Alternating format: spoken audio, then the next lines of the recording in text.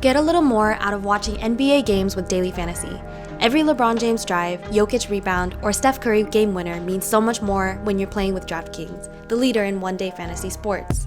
Download the top-rated DraftKings app now and use promo code TBPN when you sign up to get your free shot at up to $10,000 in total prizes every day of the basketball playoffs. Head to DraftKings Pools page to get your shot at huge cash prizes. That's promo code TBPN for a limited time only at DraftKings. Eligibility restrictions apply. See DraftKings.com for full details. Man, we just had two epic Game 7s. The Jazz come up short against the Clippers. The Suns in four guy is starting to become a rally cry in Phoenix. I'm Rosa Panta. This is the Clinic All NBA podcast. I have the two hooligans again with me. JJ, how you doing, my friend?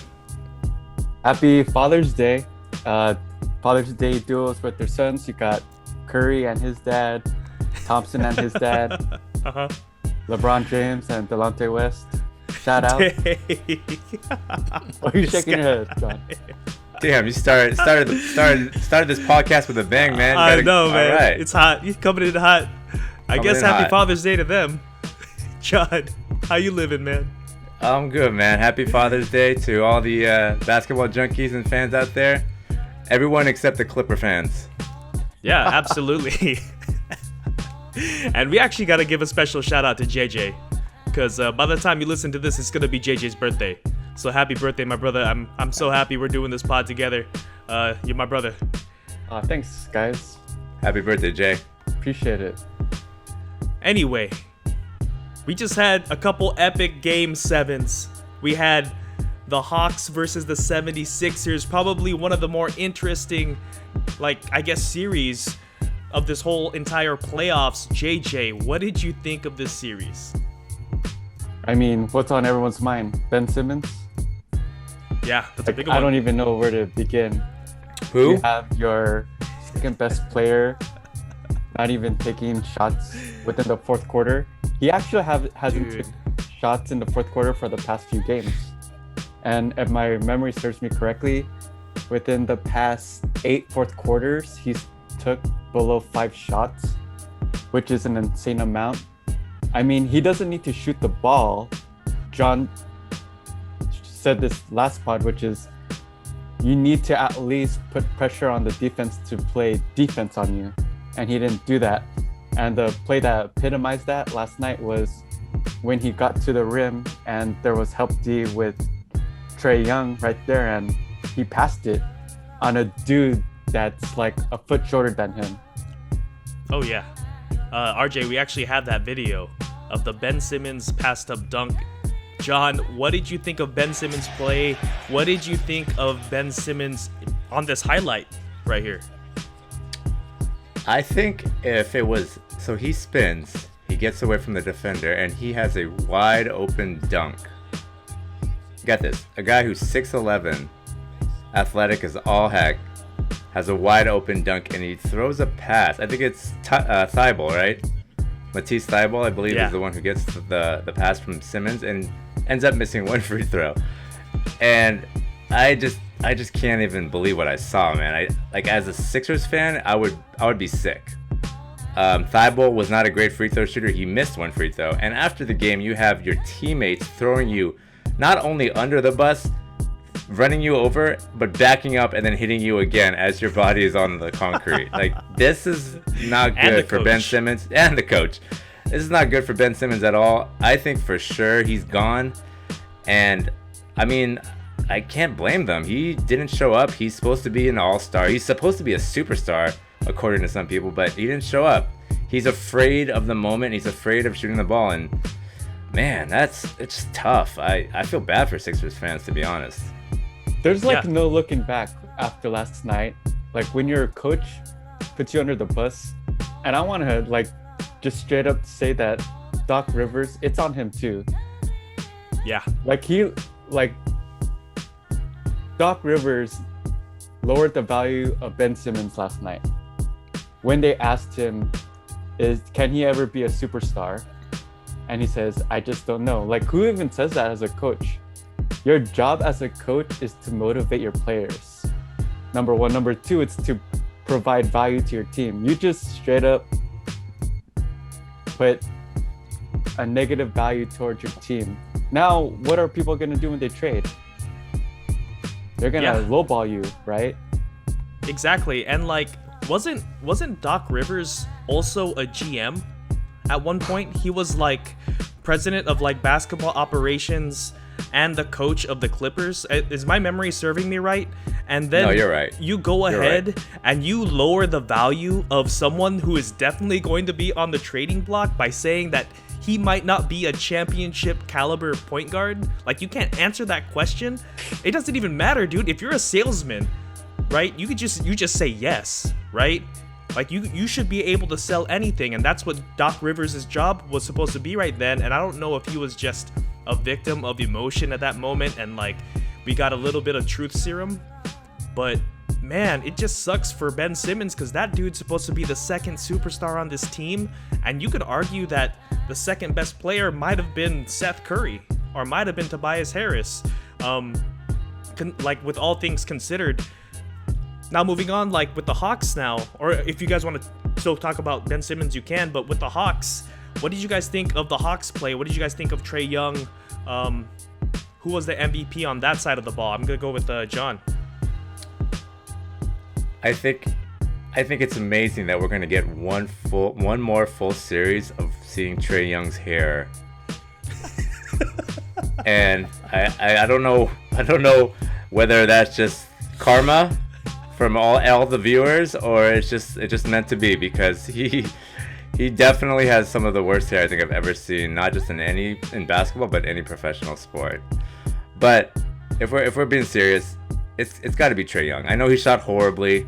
I know JJ isn't the hugest fan over there, but even though he shot a horrid 20-30% from the field in a game 7, he still got 10 or 11 assists. He involved his team, and it's I think his value is not just on the stat sheet. You have to account for him wherever he is on the court, and that opens things up on the offense. He is such a threat, not only from the outside, but he's super fast, he's very quick, he has a great first step, so he can get into the paint and he can dish it out. So I think that he is such a valuable piece, and if you were to take him off the team, the Hawks would obviously not be where they're at now. So Trae Young is obviously the MVP, but let's give some credit to a guy I'm sure half of people who are probably watching the game don't know his name, and the other half are probably thinking there's no way this dude can ball the way he does. It's like, do you guys remember or recall playing pickup games, and they're picking teams, and you see this one dude and you're like, oh man, I can totally bust this guy's ass. He does not look like he can play at all. And that guy is Kevin Huerter, man. He does not look like a professional NBA player, but the kid can ball. He can shoot. He's actually super athletic. Don't let the looks fool you. The kid put up he put up 26, 27 points last night. So if I had to give a close MVP or an MVP, second MVP for that game, it'd have to be Kevin Huerter for sure. Yeah, I agree. JJ, what do you think? I mean, John summed it up pretty well, so I hope you guys don't mind. I'm going to go on a Doc Rivers rant. Oh yeah, let's do it. I think this coach needs more blame. I'm all about patterns and behaviors. Doc Rivers has the record, or is tied with the record, with a losing streak with Game 7s, number one. Number two, look at all his teams with all these third quarter losses. He's done it with Philly, Game 5 pivotal game. If they won that, they would have won the series. That's the game that actually Ben Simmons lost his confidence. Right. Okay. You have his tenure with the Kawhi Clippers during the pandemic, which they should have won last year, or faced the Lakers, which we all wanted. Right. That didn't happen. And then you have, quote unquote, the most talented team in the NBA with the Chris Paul, DeAndre Jordan, Blake Griffin Clippers, and that team folds. Not to mention that, look at all the superstars that he quote unquote ruined. Ben Simmons last night. Pandemic P happened under him. True. And then you have Chris Paul, when they said that he was washed up, goes to OKC and he blows up again. So patterns, behaviors.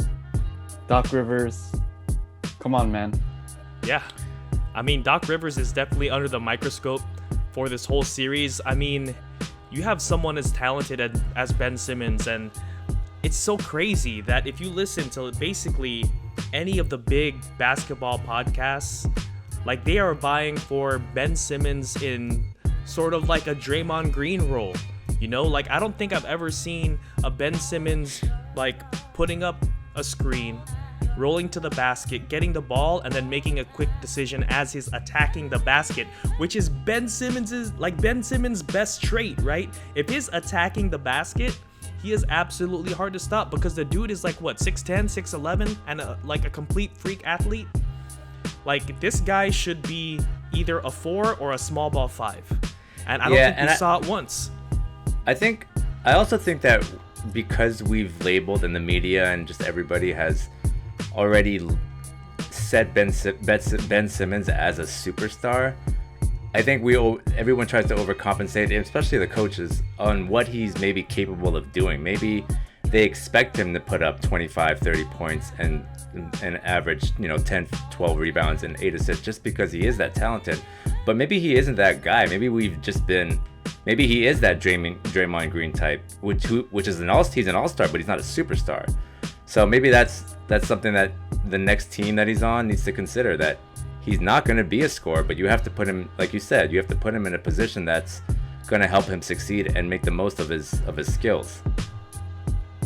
Yeah, like I think another big part is like Ben Simmons' like mental game. Like his confidence is completely hurt. I mean, that play in itself where he passes up that dunk kind of summarizes what we're all frustrated about, like Ben Simmons, is that he had a wide open dunk, but he didn't have like the championship like grit to just go up there and dunk it. His first thought was like, I'm gonna give this up. I don't want to get fouled. I don't want to be put on the free throw line.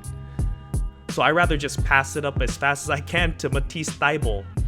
So I don't know. I think there's a lot of problems. Is it Wayne Gretzky or Jordan? Forgive my memory, but you missed 100 shots that you don't take. Gretzky. I think it's Gretzky, yeah. Gretzky. Or Michael Scott.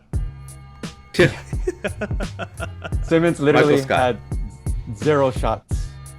0 in the fourth. Zero.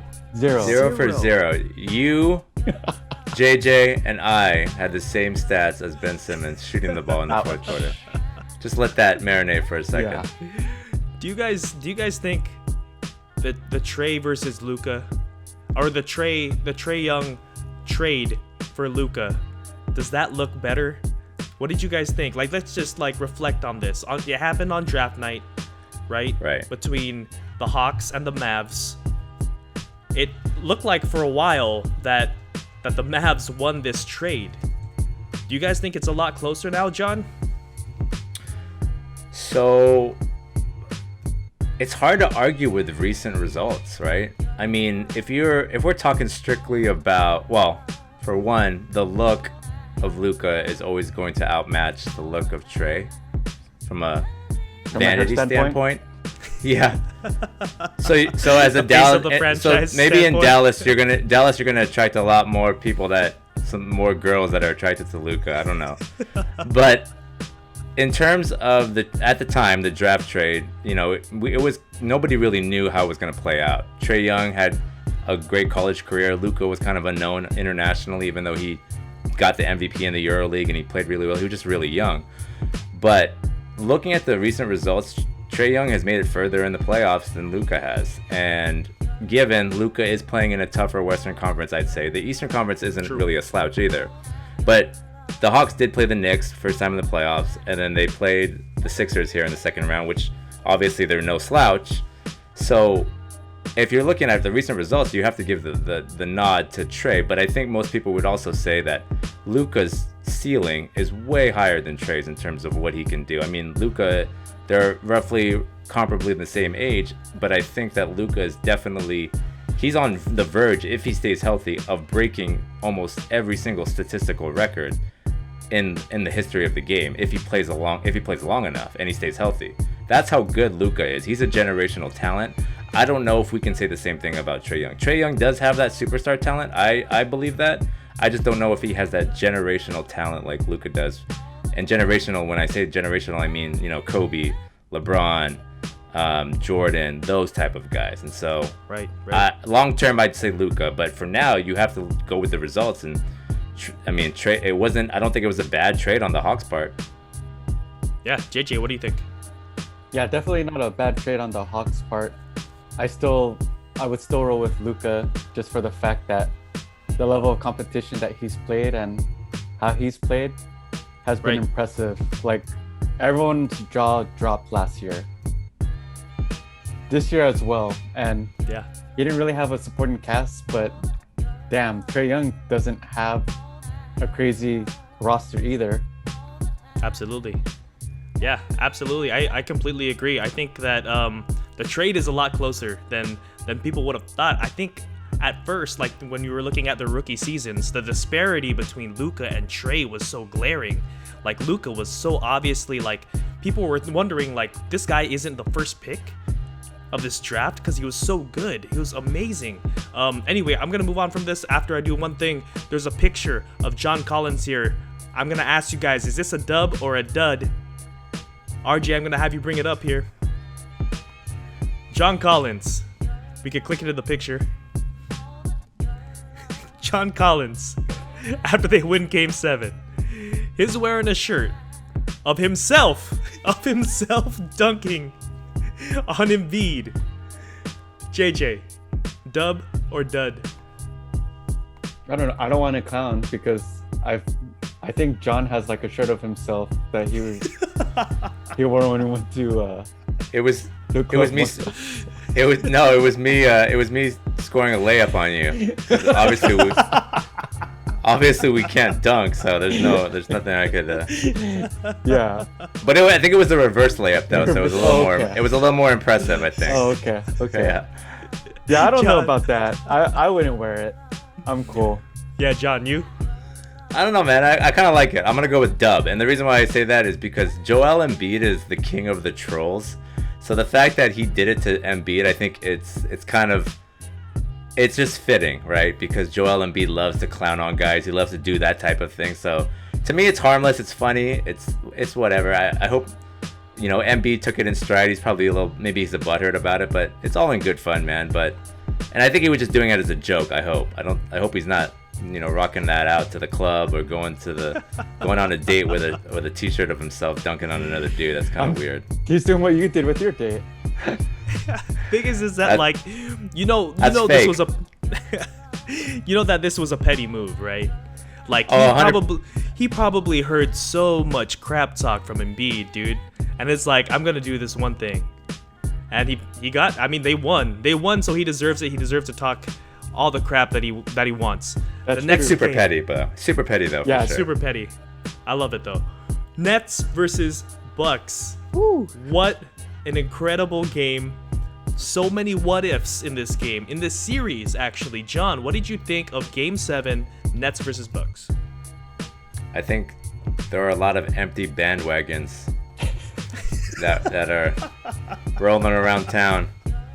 I had to say, so I was at a bar and I haven't been out.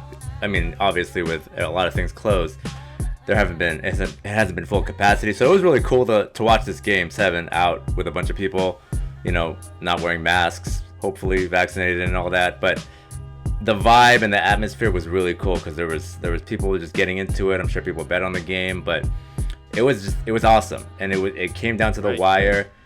It went to overtime. You had KD with just, man, if he had one shoe size smaller and that was a 3 instead of a 2 to tie the game, they would have won because the Bucks couldn't score with 1 second left. That sent the game to overtime. But I got to give it to KD, To add on to that, Anthony Slater, who's a beat writer for the Warriors, when KD was on the Warriors, he had a really huge issue with his shoes, and his shoes always all over the place. And Anthony Slater actually interviewed KD about this, and KD responded with, he actually wears a size 18 shoe, but he's really a 17 and he wears 2 socks because he wants that comfort. So I don't That- know What? if that plays a part of it, but we discussed this before that it's a game of inches, right? Like the Ray Allen 3-pointer, the CJ McCollum out of bounds play, and now you have Right. the infamous KD 3-pointer that switched into a 2-point play, right? You can't blame KD for airballing that last shot. Would you guys agree with that?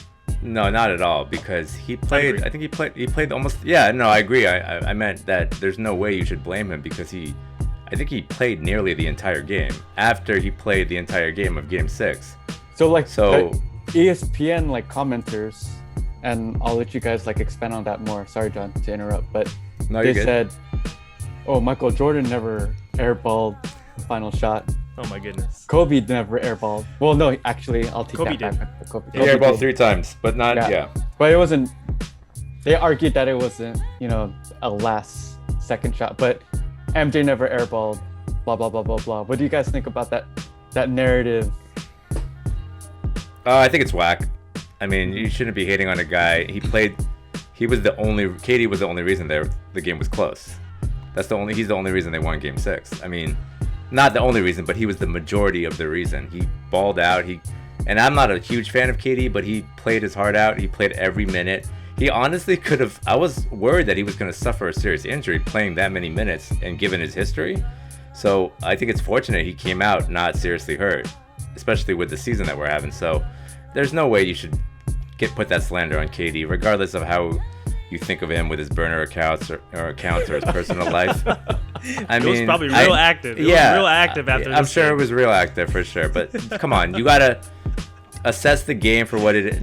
Assess him as a basketball player, not what he does off the court, and you got to give him his props. He played his heart out. He played his butt off, and he's the big reason why the Nets even had a chance to win that game. Yeah, I don't care what the sports analysts say about KD airballing that ball, because I've seen him time and time again hit clutch shot after clutch shot, carry a team literally on his back. I mean, he had one of the all-time Game 5s like in history. I mean, it was completely incredible. And for them to talk slander about like a single air ball, I mean, yeah, it was an important shot, but man, if you're, like John was saying, if you're playing every single minute, I mean, you're allowed to airball a ball sometimes, right? Especially the last one you put up. He looked completely exhausted. Well, why the hell Completely didn't Steve exhausted Nash after take a that damn timeout? That one I'm wondering too. And another thing that I'm wondering from KD is also, when he was dribbling up with the ball, he actually had he could have dribble pulled up real quick to shoot it over everybody. I mean, the guy's 7 foot, right? No one's gonna block that shot. Instead, he kind of dribbles it in and then ends up taking a fadeaway. I didn't really like that he took a fadeaway for the last shot. I wish it was just like a dribble pull up or got a screen to set him free, but there was just a lot of what ifs in this game. John, what did you think? Yeah, it was. I agree. I actually think the big reason why the Nets lost is because of Joe Harris. I know that there are other players that could have played well. Harden could have obviously scored more, but Joe Harris is a guy that's supposed to hit threes. He was open on a lot, and there was a stat that he shot the same as Ben Simmons. Yeah, his last 27 percentage-wise, shots. his last 27 shots as Ben Simmons, and that's not only embarrassing, that's unacceptable for somebody that is known to shoot the ball well. That can't happen, and the Bucks barely beat them. So if Joe Harris shoots his average and scores what he's supposed to, they definitely would have won that game. So I think it's, you can blame a lot of guys, but Joe Harris is supposed to be that fourth best player. So you got to come through in that situation, and KD can't do it alone. Did the Bucks get lucky with this series? Yes. We're talking a lot of slander on the Nets right now, right? But do you guys really think the Bucks won this series, or do you think it was sort of given to them? JJ. When I say the Bucks got lucky. The Nets lost the series. They gave it away. When we watched the game, Middleton and Holiday, lack of ball movement, they didn't really give it to the Greek Freak. I think Holiday was 2 for 17 at one point, and Middleton was shooting below 35%. Lack of adjustments, and even though Giannis had 40 points, I thought he could have scored a lot more. And I just don't buy the stock. Like, you have an injured Harden, you have KD that's gassed out, you have, you know, Joe Harris, like John was saying, that wasn't hitting his shots, his 3-pointers, and he barely came out. Ben Simmons, yeah.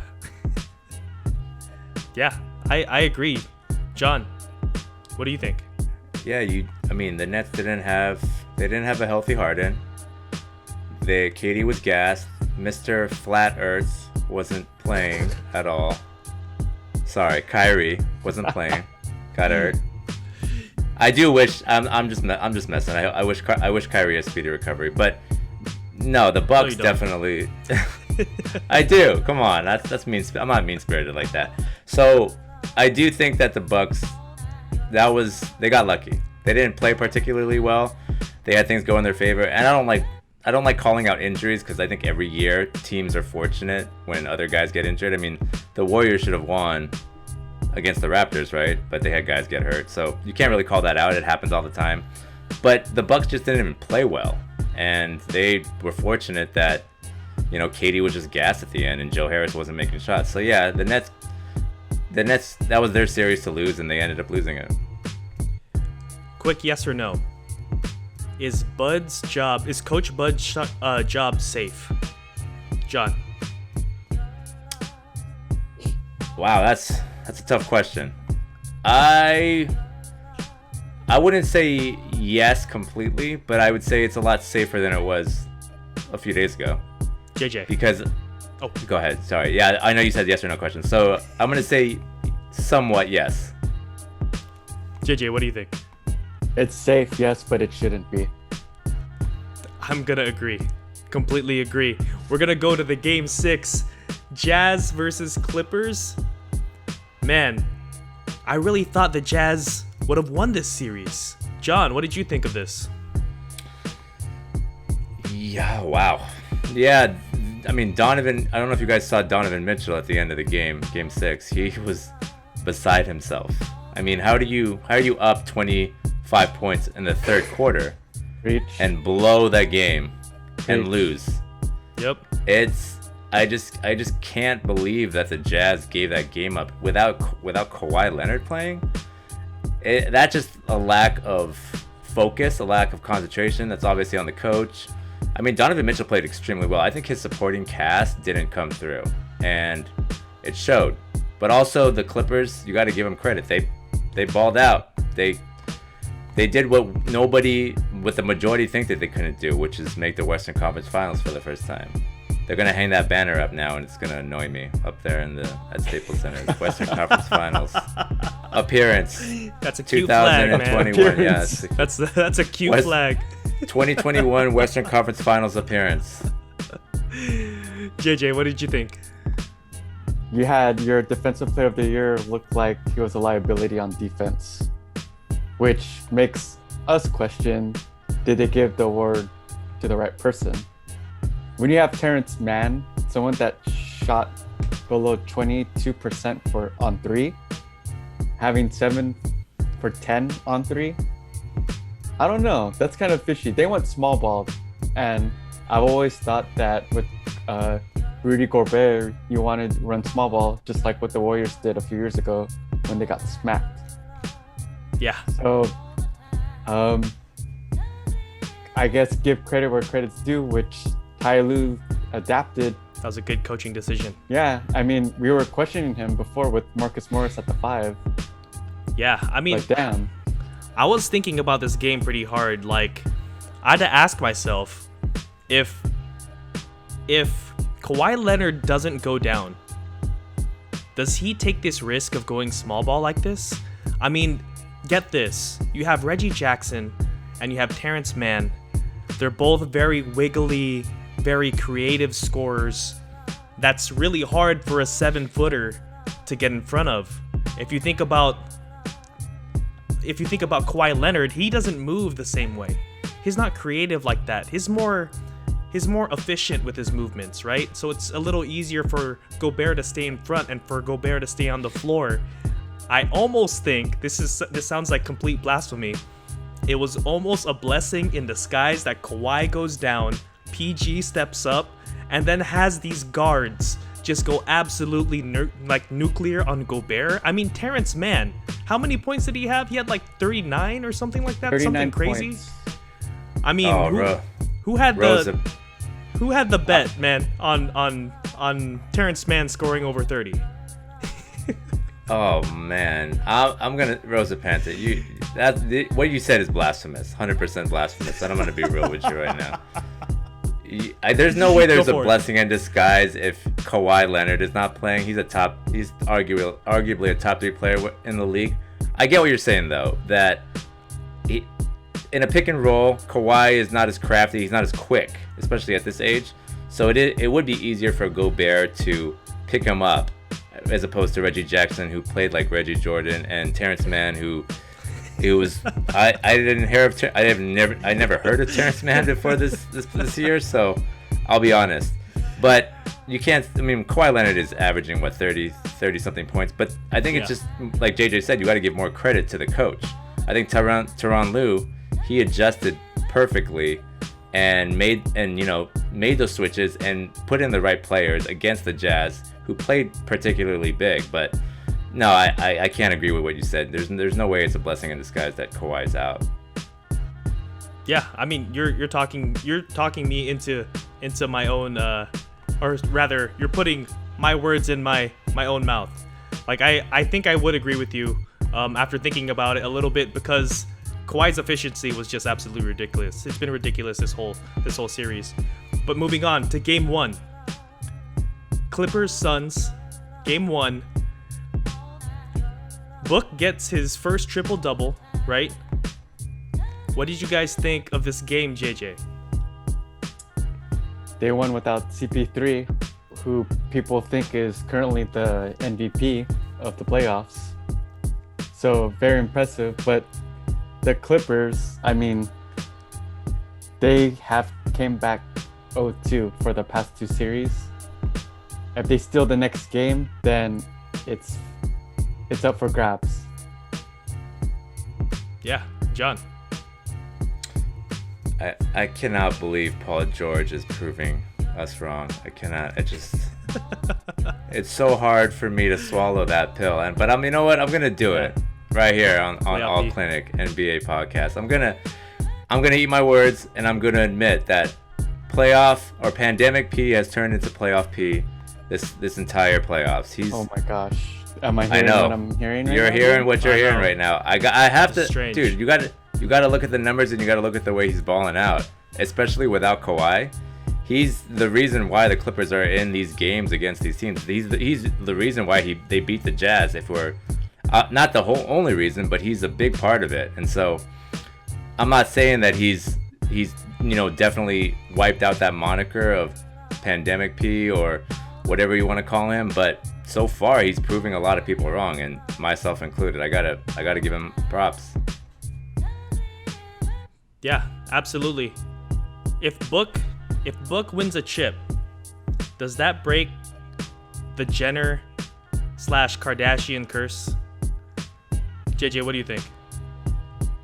What's her resume right now? She has like Clarkson, Balake. Yeah, Blake Griffin. Balake. Ben Simmons. And your favorite, Kyle Kuzma. Kuzma. Oh yeah, Kuzma. Yeah, that's right. Wow, that's an impressive resume. That's like That's a starting five. Yeah, that's like almost a starting 5. Yeah. Does he break the curse? I don't know, man. I think he's a winner regardless. Yeah. Congrats to him, dude. I mean, I think I feel like they've been dating for a while, and also you got to give it to Kendall. I mean, she got rid of all the losers, and she's sticking with the guy who's now in the Western Conference Finals, right? So she's the one. She's picking him, right? I mean, yeah. The curse is probably overstated, but it's just funny to talk about. We'll see what happens, man. I think we'll see what happens. We'll see what happens. Damn. The Suns are my pick to win the finals, though. So Yeah, me too. Me too. And I actually want to show you guys what they were handing out for game 1. RJ's going to bring up that video there. And it was actually shown on Bleacher Report. They are handing out Suns in 4 t-shirts. It's got the dude on there with his 4 fingers up. John, what do you think of this shirt? I think this